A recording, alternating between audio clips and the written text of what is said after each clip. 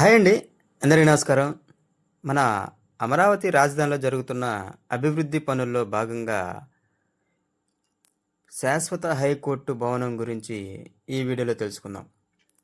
City of జస్టిస్‌లో భాగంగా తాత్కాలిక హైకోర్టును అయితే నిర్మించి కార్యకలాపాలు సాగిస్తున్నారు మన ఆంధ్రప్రదేశ్ ప్రభుత్వం.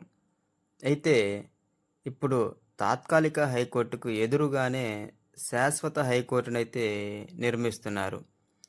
ఈ శాశ్వత హైకోర్టు వచ్చేసరికి మొత్తంగా 40 ఎకరాలలో అయితే నిర్మిస్తున్నారు. ఈ 40 ఎకరాలలో నిర్మించే ఈ శాశ్వత హైకోర్టు యొక్క డిజైన్ మాత్రం బౌద్ధ సంస్కృతిని ప్రతిబింబించే స్తూపం ఆకారం ఉండడం మీరు గమనించవచ్చు.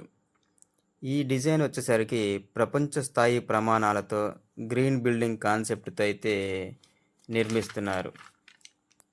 ఇక ఈ భారీ భవనంలో సుమారు 30కి పైగా కోర్టు హాల్లు, జడ్జీల కోసం ప్రత్యేక గదులు, న్యాయవాదుల కోసం విశాలమైన లైబ్రరీ, కాన్ఫరెన్స్ హాల్లు, డిజిటల్ కోర్టులు, ఫైలింగ్ సెంటర్స్ వంటి సదుపాయాలు మొత్తం ఈ శాశ్వత హైకోర్టులోనే ఉండబోతున్నాయి.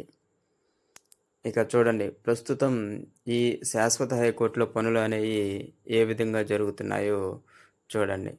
ఈ శాశ్వత హైకోర్టు వచ్చేసరికి B+ గ్రౌండ్ ప్లస్ 7 ఫ్లోర్లతో అయితే ఈ హైకోర్టు నిర్మిస్తున్నారు. ఈ హైకోర్టు యొక్క డిజైన్ వచ్చేసరికి నార్మన్ ఫోస్టర్స్ ప్లస్ పార్ట్నర్స్ సంస్థ డిజైన్ అయితే చేసింది.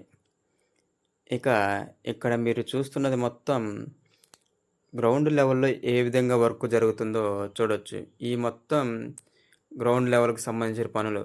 ఇందులో మొత్తం 16 పౌర్లనేయి ఉండడం జరుగుతుంది. ఈ పౌరుల్లోనే 15 అయితే పూర్తిగా కంప్లీట్ అయినాయి.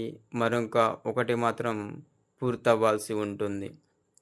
చూడండి, తాత్కాలిక హైకోర్టుకి ఎదురుగానే శాశ్వత హైకోర్టు పనులనేవి ముమ్మరంగా సాగుతున్నాయి. ఇక్కడ మీకు కనిపించే ఈ మొత్తం ప్రస్తుతానికి ఇక్కడ ఏమి జరుగుతుంది అనేసి అనుకోవచ్చు. మొత్తంగా రీఇన్ఫోర్స్‌మెంట్ అంటే ఐరన్ కట్టడం, షట్టరింగు అంటే వాటికి కాంక్రీట్ వేసుకోవడానికి వీలుగా షట్టరింగ్ అనేది జరుగుతుంటాయి. ఇవి మొత్తంగా అత్యాధునిక టెక్నాలజీతో అయితే నిర్మిస్తున్నారు. ఈటిలో ఎక్కడా కూడా ఇటుక రాయి అనేది మాత్రం ఇటుక రాయి, బిక్స్ రాయిలు ఇట్లాంటివి మాత్రం కనిపించవు. ఓన్లీ రీఇన్ఫోర్స్‌మెంటు, షట్టరింగు, కాంక్రీట్‌తో ఫిల్ చేసుకోవడం.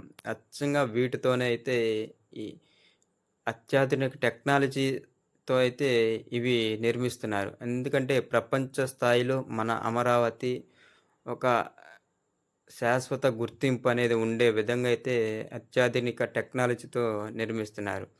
చూడండి, ఇక్కడ ఒక్క చినుకు వాన పడినా కానీ అప్పటికప్పుడు ట్రాక్టర్ల సహాయంతో నీటిని అనేది తోడి వేస్తున్నారు. ఎటువంటి ఆటంకము లేకుండా హైకోర్టుకు సంబంధించిన పనులనేవి జరుగుతున్నాయి. ఇక ఎక్కడైతే గ్రౌండ్ లెవెల్‌లో వర్క్ అనేది కంప్లీట్ అవుతుందో అక్కడ ఇసుకతో అయితే ఈ కాంక్రీట్‌ని ఫిలప్ చేసుకుంటున్నారు. అంటే పూడుస్తున్నారు. వాటితో ఇసుకతో అయితే పూడ్చి సదరం చేసుకోవడం అయితే జరుగుతుంది. ఇది